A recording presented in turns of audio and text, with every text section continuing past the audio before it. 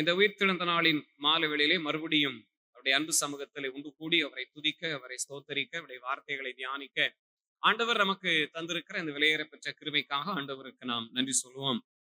இந்த நாளிலே ஆண்டவர் நமக்கென்று கொடுக்கப்படுகிற நல்ல கிருபையுள்ள வார்த்தை இது பாலர் ஞாயிறாக இன்றைக்கு நாம் அனுசரிக்கிறோம். எபேசியர் 6ஆம் அதிகாரம் 2வது வசனத்திலே சொல்லப்பட்டபடியாக ஆண்டுடைய சமூகத்திலே அவருடைய வார்த்தைக்கு கீழ்ப்படிந்து அவருடைய வார்த்தைக்கு செவி கொடுக்கின்ற பொழுது கர்த்தர் தமது பிள்ளைகளை ஆசீர்வதிக்கிறவர் என்று வார்த்தை சொல்லுகிறது.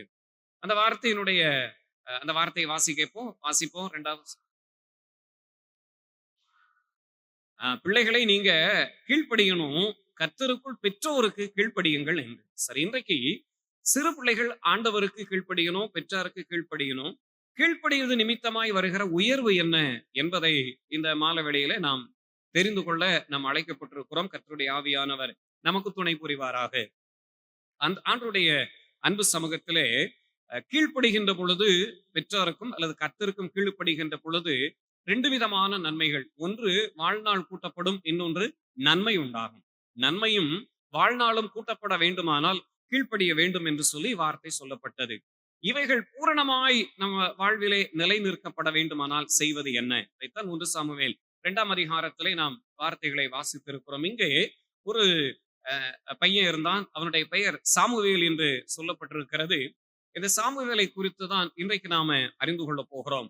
சாமுவேலின் நிமித்தமாய் கர்த்தர் அவனுடைய குடும்பத்தையும் அவனையும் எப்படி உயர்த்தினார். இன்றைக்கு ஒரு மனிதன் கீழ்ப்படிவானால், ஒருத்தன் கீழ்ப்படிகின்ற பொழுது தேவன் வைத்திருக்கிற நன்மைகள் என்ன என்பதை குறித்து தான் சாமுவேல் மூலமாக நாம் தெரிந்து கொள்ள போகிறோம். இங்கே சாமுவேலை பெற்றெடுத்த சம்பவம் நமக்கு தெரியும். அங்கே சாமுவேல் தேவ சமூகத்திலே அவன் வளர்ந்தான் என்று வார்த்தை சொல்லுகிறது. 18வது வசனம் இப்படியாக சொல்லுகிறது. வாசிப்போம். 18ஆம் வசனம். சாமுவேல் என்னும் பிள்ளையாண்டான் சணல் நூல் ஏபோத்தை தரித்தவனாய் கர்த்தருக்கு முன்பாக பணிவிடை செய்தான். ஒன்று, நம்முடைய பிள்ளைகளுடைய கீழ்ப்படுகிறாங்க, உண்மைதான். கர்த்தருக்கும் பெற்றாருக்கு கீழ்ப்படுகிறாங்க அப்படிங்கிறதுக்கு முதல் அடையாளமே அவர்கள் கர்த்தருடைய ஆலயத்தை சார்ந்திருக்கணும். கர்த்தருடைய ஆலயத்தை எவன் ஒருவன் சார்ந்திருக்கிறானோ அவன் கட்டாயம் கீழ்ப்படிவான். ஏன்னா அந்த நம்ம எபேசியர்ல வாசித்திருக்கிறோம், கர்த்தருக்குள்ளே அவர்கள் கீழ்ப்படியணும். அப்ப அந்த பிள்ளைங்க கீழ்ப்படுகிறார்கள் என்பதற்கு முதல் அடையாளமே தேவ சமூகத்திலே அவர்கள் என்ன செய்யணும்? எப்பொழுதும் தன்னுடைய செயல் அங்கே இருக்கணும். அந்த செயலானது இருக்கப்பட வேண்டும். இங்கே சாமுவேல் கர்த்தருக்கு முன்பதாக அவன் பணிவிடை செய்தான் என்று வார்த்தை சொல்லுகிறது. அப்ப பணிவிடை என்பது சிறு பிள்ளைகள் செய்யலாம், வாலிபர்கள் செய்யலாம், வயதோய்வர்கள் செய்யலாம். எல்லா மனுஷனும் கர்த்தருடைய ஆலயத்திலே பணிவிடை செய்வதற்கு வாய்ப்பு உண்டு. பணிவிடை செய்வது என்பது அப்படின்னா என்ன? கர்த்தருக்கு கீழ்ப்படிந்து பணிவிடை செய்கிறோம், மனிதனுக்கு அல்ல. நீ அதை செய் இதை செய், மனிதனுக்கு கீழ்ப்படிய வேண்டாம். கர்த்தருடைய ஆலயத்திலே நம்ம ஏற்கனவே நான் கற்றுக் கொடுத்த போல ஒரு பாயம் அடிச்சு கொடுத்தா கூட அது மனுஷனுக்கு கீழ்ப்படிகளை, கர்த்தருக்கு கீழ்ப்படிந்து அந்த சின்ன பணியை செய்கிறோம். இது கர்த்தருக்கு பணிவிடை செய்கிறோம். இந்த பணிவிடை எங்கே செய்கிறோம்? கர்த்தரிடத்திலே செய்வோமானால் இந்த பணிவிடைக்குரிய பிரதிபலனை நாம் வெளியே காணலாம். இங்கே கர்த்தருக்கென்று பணிவிடை செய்வதனாலே எத்தனை நன்மைகள் இருக்கு தெரியுமா? இது மறைவான நன்மைகள். நாம நினைக்கிறோம், என்ன இங்க பெருக்க சொல்றாங்க, ஜன்னல் அடைக்க சொல்றாங்க, பாயம் எடுக்க சொல்றாங்க, அதான் ஒரு பொறுப்பா வேலை இல்லையா? நீங்க நானும் செய்யணும். ஏன் அப்படியானால் இந்த சாமுவேல் தேவ சமூகத்திலே அவன் பணிவிடை செய்தபடியினாலே அவனுக்கு கிடைத்த ஒரு விலையேற பெற்ற ஆசீர்வாதம் என்ன அப்படின்னு சொன்னா, நீங்க இப்போ அந்த சாமுவேல் அந்த பையன் கர்த்தருடைய சமூகத்திலே வளர்கிறான். தன்னுடைய தாயும் தகப்பனும் குறித்த காலத்திலே அவனை பார்ப்பதற்காக அங்க வரும்போது சட்டையெல்லாம் தைத்து கொண்டு வருவாங்க அப்படின்னு சொல்லி. இப்ப என்ன நடக்குது தெரியுமா? சாமுவேல் கர்த்தருடைய சமூகத்திலே பணிவிடை செய்கிறான். பணிவிடை செய்வது மாத்திரமல்ல, தன் தாயையும் தன் தகப்பனையும் 2 பேரையும் கொண்டு வருவதற்கு இந்த சாமுவேல் உதவி செய்தான். நன்றாய் தெரிந்து கொள்ளுங்க. இதுக்கு முன்னால வரைக்கும் ஆண்டவரே எனக்கு பிள்ளை வேணும் அப்படின்னு சொல்லி கேட்கும்போது இந்த கணவன் வரல, இவள் மட்டும்தான் உட்கார்ந்து என்ன செய்தாள்? ஜெபித்தாள். அப்ப ஒரு காரியம் பாருங்களேன், எப்பொழுது பணிவிடை செய்ய ஒரு பிள்ளை தேவ சமூகத்திலே தங்களை உண்மையாய் அர்ப்பணித்துக் கொள்ளுகிறதோ, எந்த தகப்பனோ எந்த தாய் ஆலயத்துக்கு வர மறுக்குதோ தானாக வரும். ஏனென்றால் இந்த பணிவிடை என்பது சரியா இருக்கணும். நம்ம செய்யக்கூடிய பணிவிடை என்பது சரியாக இருக்குமானால், இங்க நடந்தது என்ன? அவனை பார்க்க வரும் பொழுதெல்லாம் இந்த சட்டைய கொண்டு வரும் பொழுது, இப்ப இவங்க 2 பேருமே வராங்க. 20வது வசனம் சொல்லுது, ஏலி எல்கானாவையும் அவன் மனைவியையும் ஆசீர்வதித்து அப்படின்னு அந்த வார்த்தை ஆரம்பிச்சு, இங்க என்ன அவனுக்கு ஒரு வாக்குத்தத்தம் கொடுக்கப்படுகிற. வாசிங்க பாப்போம் வேகமா வேகமா. ம் ம் கர்த்தருக்கென்று ஒப்பு கொடுத்ததற்கு பதிலாக உனக்கு அவளாலே சந்தானம் கட்டளையிடுவாராக என்றான். அவ்வளவுதான். இப்ப இவங்க வேலை என்ன? சாமுவேலை பார்க்க வராங்க, சட்டையை கொண்டு வராங்க, போட்டு பாக்குறாங்க, அவ்வளவுதான். ஆசீர்வாதத்தை வாங்கிட்டு போயிட்டான். ஏன் தெரியுமா? அப்போ நாமும் டெய்லி இங்க வரத்தான் செய்யறோம், ஆனால் இந்த ஆசீர்வாதம் இல்லையே. நாமும் டெய்லி தான் வாரோம், ஆனா என்ன தெரியுமா? ஏன் நான் இங்க வாரேன், வாரந்தோறும் வாரேன், நாள்தோறும் வாரேன், வருஷந்தோறும் வாரேன், வந்து வந்துதான் பாக்குறேன், என் வீட்டில் நன்மை இல்லை. ஏன் தெரியுமா? இங்கே தம்முடைய பிள்ளைகள் பணிவிடை செய்யலன்னு அர்த்தம். பணிவிடை செய்யப்படும் பொழுது ஆசீர்வாதம் பெற்றுட்டு திரும்ப வீட்டுக்கு போயிட்டாங்களாம். இப்ப என்ன ஆரம்பிக்க பாருங்களேன். 21வது வசனம் ரொம்ப வித்தியாசமா இருக்கு பாருங்களேன். அப்படியே கர்த்தர் அன்னாளை என்ன செய்தார்? அவ்வளவுதான். இப்ப 2 பேரும் எங்க வந்தாங்க? இப்ப இந்த ஆசீர்வாதம் இப்ப எத்தனை பேர் பிறந்தாங்களாம்? 3 குமாரர், 2 குமார். இவ ஒரு பிள்ளைக்காக எவ்வளவு நாள் அழுது புலம்பினா?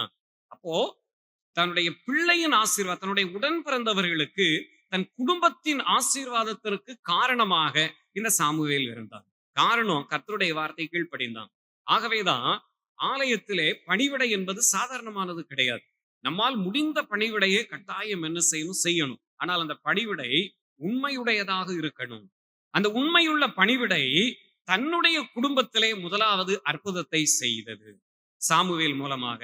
அப்போ அவன் கர்த்தருக்கென்று கீழ்ப்படிந்து, தன் பெற்றாருக்கும் கீழ்ப்படிந்து. ஏன்னா இப்ப அம்மா சொல்லிட்டு போயிட்டாங்க, நீ இங்கதான் இருக்கணும், நீ வீட்டுக்கெல்லாம் என்ன செய்யக்கூடாது, நாங்க வந்து உன்னை பார்ப்போம் அப்படின்னு சொல்லி. அப்போ அந்த அம்மா சொல்லி எப்படி தேற்றி இருப்பாங்க தெரியுமா?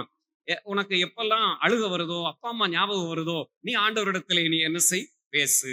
நம்ம யாருமே இங்க பிள்ளைகளை வந்து கட்டியெல்லாம் போடல, பணிவிடை மாத்திரம் செய்ய சொல்றோம். அந்த நாட்களிலே சாமுவேல அங்கே தங்க வச்சுட்டாங்க, ஹாஸ்டல் போல. ஆனா நாம தங்கெல்லாம் சொல்லல. 1 மணி நேரம், ஒரு 10 நிமிஷம் வந்து இந்த வேலையை நீங்க செய்துட்டு போங்க. நீங்க உண்மையாய் செய்திருப்பீர்களானால் பிள்ளைகளை ஆசீர்வதிப்பார். நம்முடைய பெருக்கம் உண்டாகும். இங்கே சாமுவேல் மூலமாய் தன்னுடைய சொந்த குடும்பத்திலே அங்கே தேவன் ஆசீர்வதித்தார். அந்த வார்த்தை எப்படி 21வது வசனம் சொல்லுது பாருங்களேன். சாமுவேல் என்னும் பிள்ளையாண்டான் கர்த்தருடைய சந்நிதியிலே வளர்ந்தார். ஏனென்றால் அவன் தேவ சமூகத்திலே வளர்கிறான். ஒரு பிள்ளையானவன் கர்த்தருடைய அதுக்காக பணிவிடை செய்து மாத்திரம் சொல்ல. அதனுடைய பொருள் என்ன? கர்த்தருக்கு ஏற்ற வழியிலே நடப்பது. கர்த்தருக்கு ஏற்ற வழியிலே ஒரு மனிதன் நடப்பானால் ஆண்டவர் அவனுடைய குடும்பத்தை ஆசீர்வதிப்பார். ஆகவேதான் ஊழிய காரியமா இருக்கட்டும், கர்த்தருக்கு என்று பணிவிடை செய்கிற காரியமாக இருக்கட்டும், எல்லா காரியத்திலும் நானும் நீங்களும் பங்கு வர வேண்டும். உதாரணமாய் சொல்லும் போது எனக்கு ஏன் சம்பவம் ஞாபகத்துக்கு வருது சொல்றேன்னா, ஒரு நாளிலே ஆரம்ப காலத்துல இயேசு கிறிஸ்துவை ஏற்றுக்கொண்ட உடனே இந்த பைபிள்லாம் வாசித்ததில்லை, பாட்டு படிக்க தெரியாது, ஜெபம் பண்ணலாம் தெரியாது. அப்ப சில ஊழியக்காரங்க வருவாங்க. ஊழியக்காரர்கள் வருவாங்க, ஆலயத்துக்கு வருவாங்க. அப்ப வந்த உடனே வீடு வீடாக போய் ஜெபம் பண்ண போவாங்க. அப்ப வீடு வீடாக ஜெபம் பண்ண போகும்போது எனக்கு ஒரு பொறுப்பு கொடுப்பாங்க, போய் வீட்டெல்லாம் காட்டணும் அப்படின்னு சொல்லி. நான் தான் போய் வீட்டெல்லாம் போய் காட்டுவேன். அந்த காட்டும் போது ஒரு காரியத்தை கூர்ந்து கவனிப்பேன். அந்த ஊழியக்காரர் ஜெபம் பண்ணுவார் பாருங்களேன், அவரவே பார்த்துக்கிட்டே இருப்பேன். அவர் எப்படி ஜெபிக்கிறார், அவர் எப்படி ஜெபிக்கிறார், ஒரு வீட்டுக்கு எப்படி ஜெபிக்கிறார், என்ன பண்றார் அப்படின்னு சொல்லி அவரை கூர்ந்து கவனிச்சுக்கிட்டே இருந்தேன். அவருடைய ஜெபம் என்ன, எப்படியாக அவர் அழுது புலம்புகிறார், எப்படி இந்த குடும்பத்திற்காக ஜெபிக்கிறார். இதுதான் முதல் அனுபவம். எனக்கு ஜெபத்தின் மேல ஒரு அந்த தாக்கம் வந்ததற்கு காரணம் இதெல்லாம் கூர்ந்து கவனிச்சோம். அந்த பணிவிடை தான் பின்னாளிலே ஆலய பணிவிடை, அடுத்து சபை ஊழியராக, ஊழியக்காரனாக கர்த்தர் பயன்படுத்தினார். பணிவிடையே கர்த்தருக்கேற்ற, நான் சொல்றேன், ஒரு ஊழியக்காரனை அவனை பிடிச்சி வழிகாட்டுவது கூட ஒரு பெரிய வேலைதான். அது உன்னதமான ஒரு பணி. எலியாவுக்கு கை கழுவுறதுக்கு வேலைக்காரனா தான் இருந்தான் எலிசா. ஆனால் எலியாவை பார்க்கலும் எலிசாவை கர்த்தர் பயன்படுத்தினார். உங்க பணிவிட சரியா இருக்குமானால் நம்முடைய பிள்ளைகளையும் நம்முடைய குடும்பங்களையும் ஆசீர்வதிப்பார். சரி, இப்ப இங்க அவர் தமது குடும்பத்தை முதலாவது ஆசீர்வதித்தார். ஒரு மனுஷன் ஆண்டவருக்கு என்று, மனுஷன் சொல்ற குட்டி பிள்ளைங்களா இருக்கட்டும், அது பெரியவர்களா இருக்கட்டும், தேவ சமூகத்திலே வந்து தங்களை தாழ்த்தி அர்ப்பணித்து ஜெபிக்கும் பொழுது, கீழ்ப்படிந்து ஜெபிக்கின்ற பொழுது குடும்பங்களை அவர் ஆசீர்வதிக்கிறார். இப்ப ஆசீர்வதித்தது மாத்திரமல்ல, இப்ப 3ஆம் அதிகாரத்தை திருப்பிக் கொண்டால், 3ஆம் அதிகாரத்திலே வரும் பொழுது இந்த சாமுவேல் தே நான் சொன்ன ஒரு தனி மனிதனுடைய ஆசீர்வாதம் ஒருத்தன் கீழ்ப்படுகின்ற பொழுது எத்தனை நன்மைகளை பெற்று, முதலாவது குடும்பத்திலே ஒரு ஆசீர்வாதத்தை அவன் கொண்டு வருகிறான். இரண்டாவது, 4வது வசனம் வாசிங்களேன். 4வது வசனம். அஹ், உம், என்று சொன்னான். அப்போ இரண்டாவது, நான் கர்த்தருக்குள் நான் கீழ்ப்படுகிறேன், பெற்றாருக்கு கீழ்ப்படுகிறேன் என்பதற்கு அடையாளமே என்ன தெரியுமா? தேவ சப்தத்தை கேட்டிருக்கணும். இது ரொம்ப ரொம்ப அவசியம். தேவ சப்தத்தை கேட்கணும். இப்போ வெளியே இருந்து அம்மா கூப்பிடுறாங்க. அம்மா சத்தத்தை கேட்ட உடனே இவன் என்ன செய்யணும்? ஓடணும். உள்ளேயோ வெளியோ இருந்து நம்ம வெளியே விளையாண்டுட்டு இருக்கோம்னா, இப்ப அம்மா வந்து கூப்பிடுறாங்கன்னா, அம்மாவினுடைய சத்தத்தை இவன் கேட்டு இருப்பானால் அவன் என்ன செய்வான்? ஓடுவான். அப்போ பெற்றாருக்கு கீழ்ப்படியணும், கர்த்தருக்கு கீழ்ப்படி. அப்ப 2 பேருடைய சத்தத்தை கேட்டிருக்கணும். 2 பேருக்கு கீழ்ப்படியது உண்மைனா 2 பேருடைய சத்தத்தையும் கேட்கணும். இல்லாவிட்டால் 3வது ஒருத்தன் இருப்பான். அவன் நல்ல சத்தத்தை போட்டு என்ன செய்வான்? பின்னால இழுத்து கொண்டு போய் விடுவான். ஆகவே இந்த சாமுவேல் கீழ்ப்படிந்து தேவனுடைய ஆசீர்வாதத்தை பெற்றுக் கொண்டதற்கு காரணம் தேவனுடைய சத்தத்தை கேட்டார். தேவ சத்தத்தை கேட்கப்படுவது அவசியம். நம் ஆண்டோடைய சமூகத்துல நம்ம தனியா நீங்க ஜெபிச்சாலும் சரி, கர்த்தருடைய ஆலயத்துல வந்தாலும் சரி, எந்த சூழ்நிலையிலும் அவருடைய சத்தத்தை கேட்டிருக்கணும். சாமுவேல் கேட்டான். நாம நினைக்கலாம், அது சின்ன பையனுக்கு தான் ஆண்டவர் பேசுவார், ஏன் பெரிய ஆட்கள்கிட்ட பேச மாட்டாரா? நான் தான் சொல்றேன், கர்த்தருடைய ஆலயத்திலே பணிவிடை சரியாக இருக்குமானால் கர்த்தர் தமது சத்தத்தை கொண்டு பேசுவார். அந்த சத்தத்தை கேட்கிறான். இது அவனுக்கு புரியல. அதுக்கு அவர்கள் மறுமொழியாக சொல்லி கூப்பிடுறாங்க. இப்ப 10வது வசனத்துல தன்னை யார் என்பதை அவன் அர்ப்பணித்துக் கொண்டான். வாசிங்க 10ஆம் வசனம். அப்பொழுது கர்த்தர் வந்து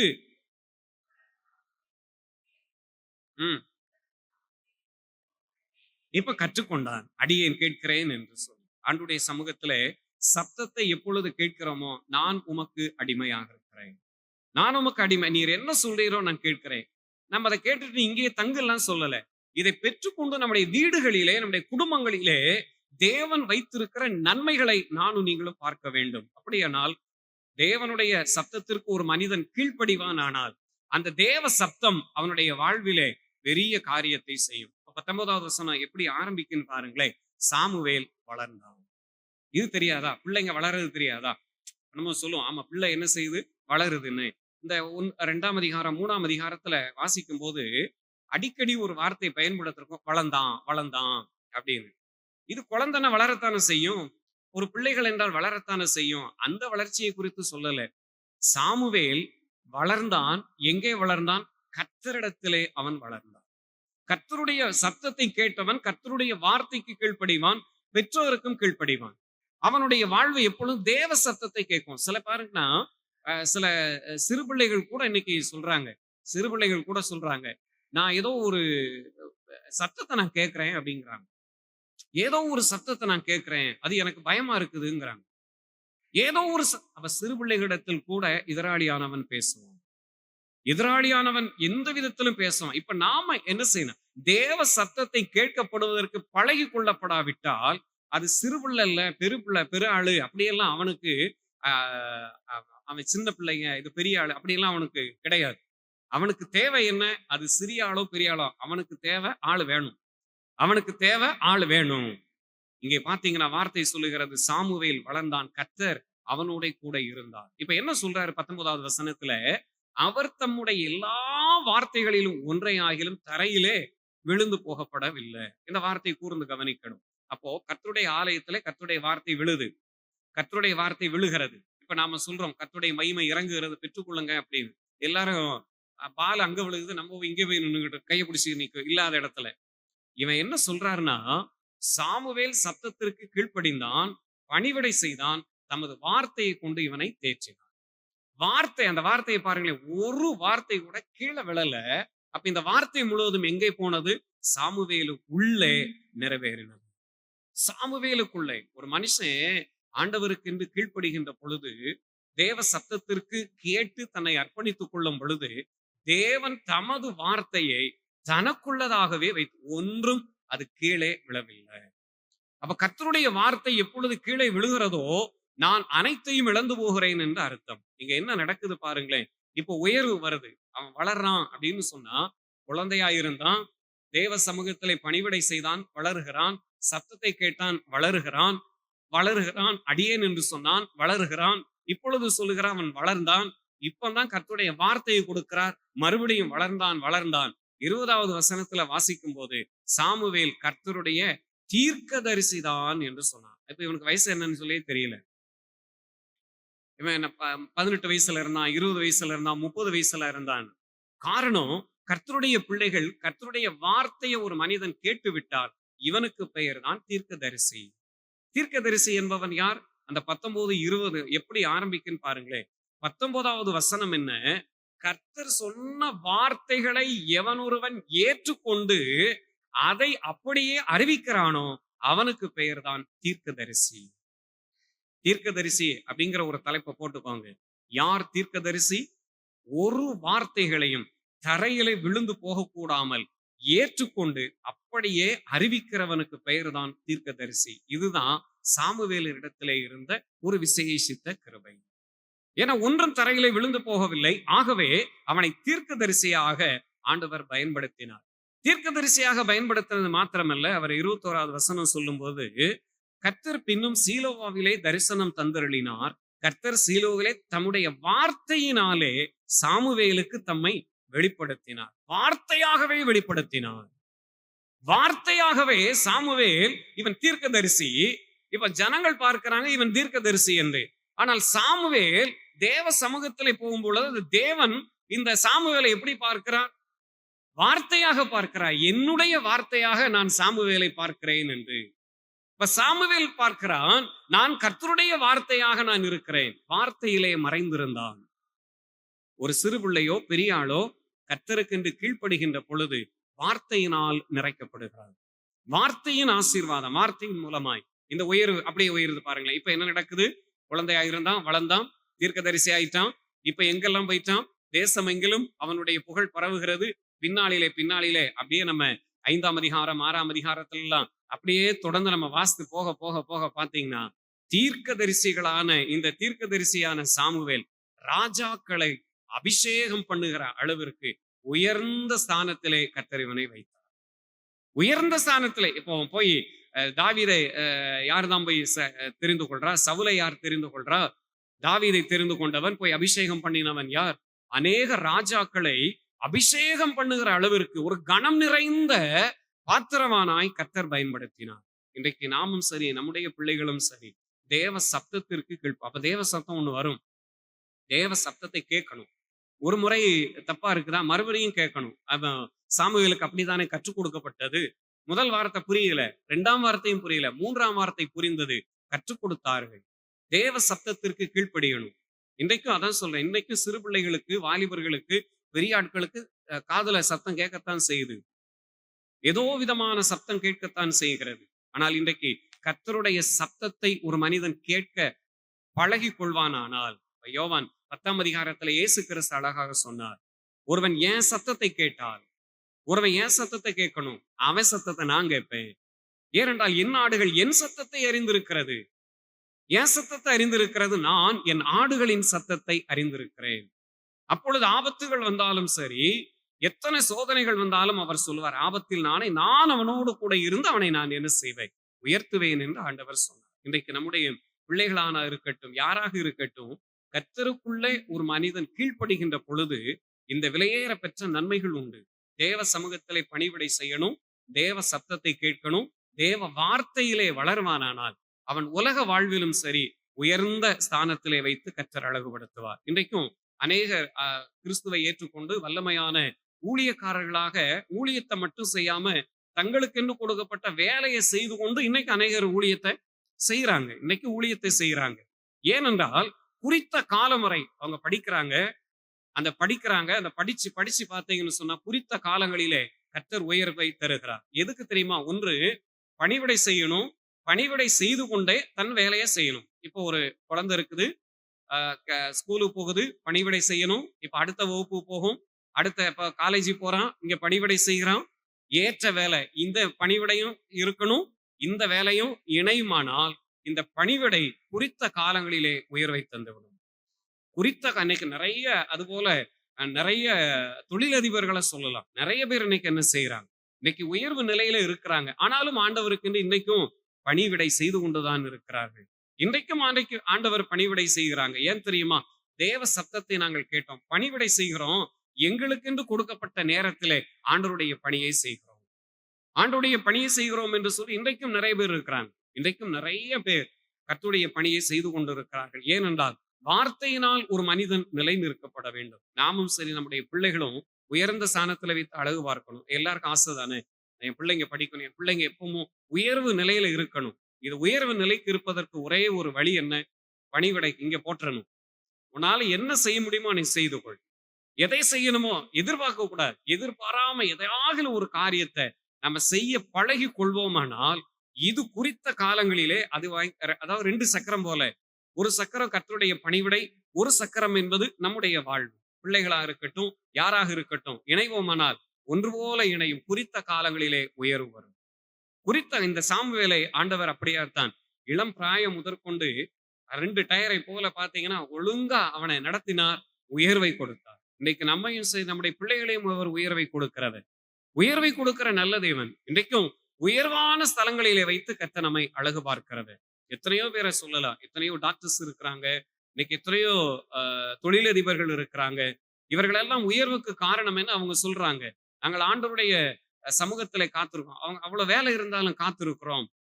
ஆண்டவர் எங்களுக்கென்று கொடுக்கப்பட்ட இந்த காரியத்தை நாங்க செய்யறோம் அப்படின்னு சொல்லி இன்றைக்கும் அநேகர் செய்து கொண்டுதான் இருக்கிறார்கள்.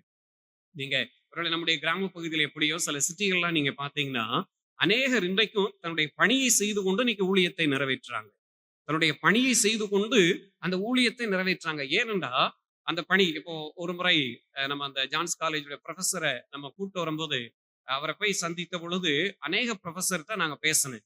அப்பொழுது அவங்க நிறைய அந்த ப்ரொஃபஸர் எல்லாம் பேசும்போது ஒவ்வொருத்தரும் ஒவ்வொரு ஊழியத்தை செய்யறாங்க.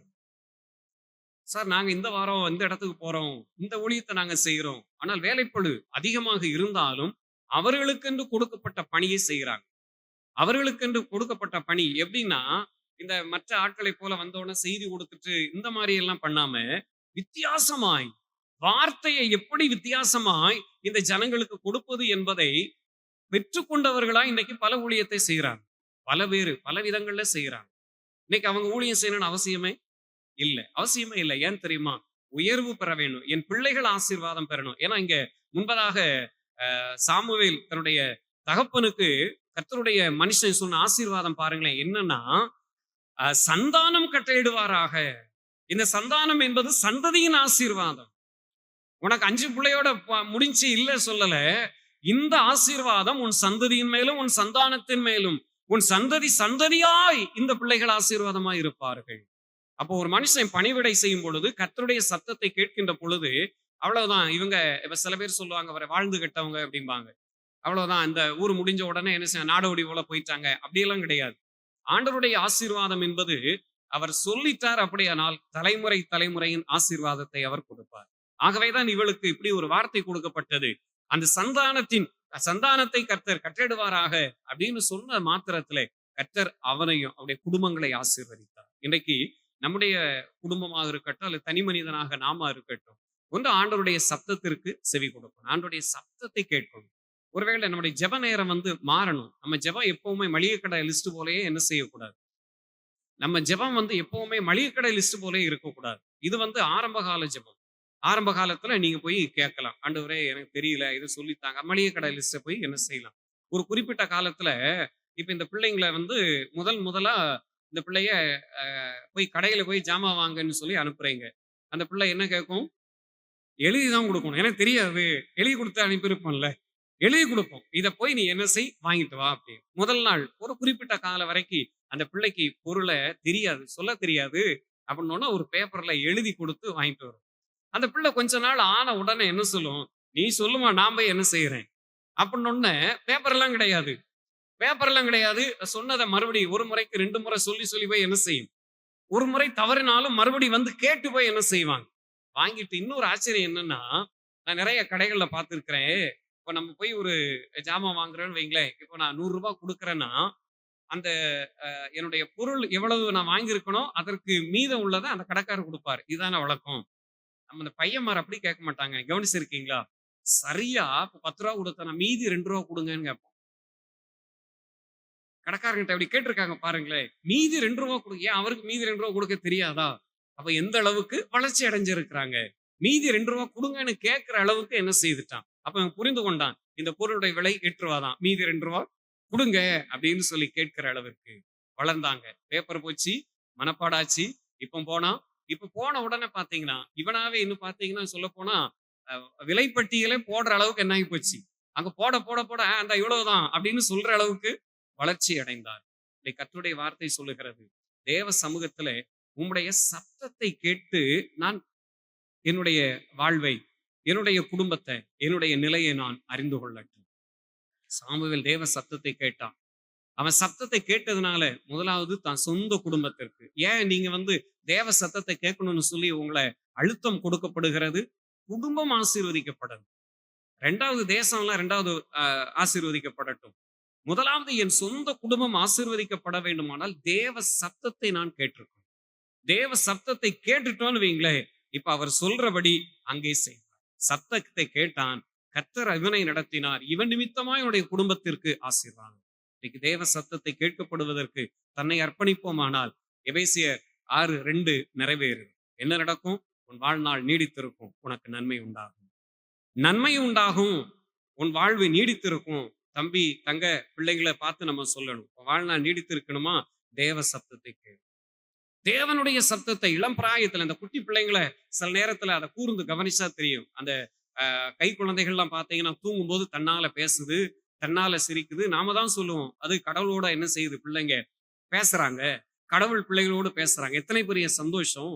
அந்த சத்தத்தை அந்த பிள்ளைங்க கேட்குது, நாம தான் சொல்றோம் அது சிரிக்குது, அது அழுகுது அப்படின்னு சொல்லி நாம தானே சொல்றோம். அதே தேவ சத்தத்தை நம்முடைய பிள்ளைகளும் நாமும் கேட்போமானால் நம்முடைய வாழ்வு உயரும். எனக்கென்று வைக்கப்பட்டிருக்கிற ஆசீர்வாதம் உண்டு. அப்போ ஒரு காரியத்தை தெரிந்து கொள்ளணும், சாமுவேல் எப்போ பணிவிடை செய்ய வந்தானோ அப்பமே இவனுக்கு 5 உடன் பிறந்தவங்களை ஆண்டவர் ரெடி பண்ணி வச்சிட்டார். 5 பேரை ரெடி பண்ணி வச்சிட்டார். நீ பணிவிடை செய்டா, நான் உனக்கு 5 சகோதரர்களை என்ன செய்கிறேன், நான் தருகிறேன். எத்தனை நல்ல ஆண்டவர். அப்படியானால் பணிவிடை செய்யப்படும் பொழுது நம்ம சொல்றோம், வேலை செய்யறோம், சம்பளம் இருக்குது. பணிவிடை செய்தான், அந்த வீட்டுல இல்ல, சந்தானம் இல்லைன்னு நல்லா தெரிந்தது. சந்தானம் கிடைப்பதற்கு எளிய வழி என்ன? பணிவிடை செய்வது. இங்கே பணிவிடை செய்தான், சொந்த குடும்பத்திலே கர்த்தர் அற்புதத்தை செய்தார். இப்ப இன்னொரு வார்த்தை அதே பகுதியில பாத்தீங்கன்னா பின்பகுதியில என்ன எழுதியிருக்கு, ஏலி தாத்தா பையன்குமாரனுடைய வேலையை பாருங்க. இவன் சாமுவேல் அதே ஆலயத்துல இருக்கிறான், தேவ சத்தத்தை கேட்டா. ஏலி தாத்தா பையன்மார் 2 பேரும் பாத்தீங்கன்னா தேவ சப்தத்துக்கு விரோதமாக இருந்தார்கள். விரோதமாக இருந்ததுனால அவங்களுக்கு கிடைச்ச தண்டனையை பாருங்களேன். 25ஆம் வசனத்தின் கடைசி பகுதி சொல்லுகிறது, அவர்களோ தங்கள் தகப்பன் சொல்லை கேளாமற் போனார்கள், அவர்களை சங்கரிக்க கர்த்தர். இது சாபம் போல இருக்கும் இந்த வார்த்தை உண்மையிலேயே. ஏன் தெரியுமா? தேவ சப்தத்திற்கு கீழ்ப்படியல, தகப்பனுடைய வார்த்தைக்கும் கீழ்ப்படியல. ஆகவே ஆண்டவர் பார்த்தார், அவர்களை சங்கரிக்க கர்த்தர் சுத்தமா இருந்தார். சரி, சங்கரிச்சாரு, இவனை மட்டும்தான் சங்கரிச்சாலும் பரவாயில்லை அப்படின்னு பார்த்தா, இவர்களுடைய மனைவி, இவருடைய பிள்ளைகளுடைய நிலை பார்த்தீங்கன்னு சொன்னா ரொம்ப கொடூரமானது. அதுக்கு பின்பகுதியெல்லாம் நீங்க வீட்டுல போய் நீங்க வாசித்தீங்கன்னா ரொம்ப அது எப்படி ரொம்ப கொடூரமாகவும் இருக்கும், ரொம்ப வேதனையாகவும் இருக்கும். இவர்கள் 2 பேரும் செய்த தவறினாலே இவர்களுடைய பின்னாளிலே இவருடைய மனைவி பிள்ளைகளை பெறும் பொழுது எப்படி வேதனைப்பட்டார்கள் என்று சொல்லி நீங்க 19ஆவது வசனத்திலிருந்து நீங்க வீட்டுல போய் வாசித்து பாருங்க, அல்லது வாசித்து பார்த்தீங்கன்னா அது சொல்லவும் முடியல, சொல்லாமல் இருக்க முடியல அப்படின்னே வார்த்தை சொல்லுகிறது. எத்தனை கொடூரம். சாமுவேலை பார்த்து கர்த்தர் சொன்னார், தன்னுடைய அப்பா அம்மாவுக்கு பணிவிடை செய்ததுனால உனக்கு சந்தானத்தின் ஆசீர்வாதம் உண்டு அப்படின்னு சாமுவேல் நிமித்தமாய் பெற்றோருக்கு ஆசீர்வாதம் வந்தது. ஆனா இங்க இவன் 2 பேர் நிமித்தமாய் மனைவியும் சரி பிள்ளைகளும் சரி எத்தனை கொடூரமானவர்களாய் அவருடைய வாழ்வு மாறி போனது. கொடூரமான ஒரு வாழ்வு. தேவ சத்தத்திற்கும் கீழ்ப்படியல, பெற்றோருக்கும் கீழ்ப்படியல. கீழ்ப்படியாத ஓப்பனியம் பினேகாசனுடைய நிலை மாத்திரமல்ல, அவருடைய மனைவிகளுடைய நிலையும் பரிதாபத்திற்குரியதாய் மாறி போனது. அவருடைய நிலை ரொம்ப கொடூரமாக மாறிப்போனது என்று சொல்லி வார்த்தை சொல்லுகிறது. இப்படிப்பட்ட ஒரு கொடூரமான நிலைகள் நம்முடைய குடும்பத்திற்கோ, பிள்ளைகளுக்கோ, பிள்ளைகளின் பிள்ளைகளுக்கோ உண்டாகிவிடக் கூடாது. தேவ சத்தத்தை கேட்பதற்கு பழகணும். தேவ சத்தத்தை கேட்பதற்கு தம்முடைய பிள்ளைகளை பழக்கிக் கொண்டோமானால் நமக்கு ஆசீர்வாதம். நம்முடைய குடும்பத்திற்கு, நம்மை சார்ந்தவர்களுக்கு ஆசீர்வாதம் உண்டாக்கத்தக்கதான கிருபைகளை ஆண்டவரே எங்களுக்கு தாரும். சாமுவேல் எப்படி தேவ சத்தத்தை கேட்டு அது நிமித்தமாய் தம்முடைய குடும்பத்திற்கு நன்மையை கொண்டு வந்தானோ, அதைப் போல நாமும் கொண்டு வருவோம். நீங்களும் வாங்க, டெய்லி வாங்க. எவ்வளவு சமயம் கிடைக்குமோ தேவ சமூகத்திலே வாங்க. சத்தத்தை கேட்காம போகக்கூடாது. உங்களுடைய ஜெபம் மாறட்டும். உடைய ஜெபம் மாறட்டும். உடைய ஜெபம், ஆண்டவரே நான் உட்கார்ந்திருப்பேன், என்னோடு நீர் பேசணும். அமைதியாயிருங்க. பேசட்டும். அன்னாள் இப்படித்தான் ஜெபித்தாள். அன்னாளுடைய ஜெபம் என்ன? அதான் அவ வாய் அசையவே இல்லை அப்படின்னு சொல்லு. உதடு மட்டும்தான் டபடபடபடன்னு தான் இருந்துச்சு. சத்தமே இல்லை. ஏன் தெரியுமா? நான் வந்திருக்கிறேன். நீர் எனக்கு சொல்லும். என்னுடைய ஆத்துமா உம்மோடு பேசட்டும். இது ஒரு ஜெபம். ஆத்துமாவை பேச விடுவதற்கு நமக்கு வாய்ப்பு கொடுக்கணும். நம்ம சரீரத்திலே பேசுகிறோம். ஆத்துமா பேசுவதற்கு வாய்ப்பை கொடுக்கணும்.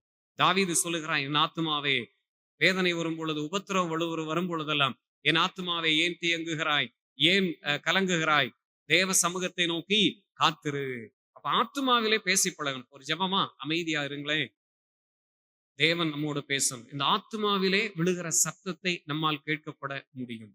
அந்த அனுபவம் அவசியம். சாமுவேலுடைய வாழ்வை கர்த்தர் ஆசீர்வதித்து உயர்த்தினது உண்மையானால் என்னையும் என் பிள்ளைகளையும் எங்கள் வாழ்வையும் உயர்த்தும் ஆண்டவரே என்று சொல்லி ஆண்டுடைய சமூகத்திலே அர்ப்பணிப்போம். தேவ சமூகத்தில் இருந்து கிடைக்கக்கூடிய நன்மைகளை பெற்றுக்கொள்ள கர்த்தர் நமக்கு கிருபை பாராட்டுவாராக. ஆமென்.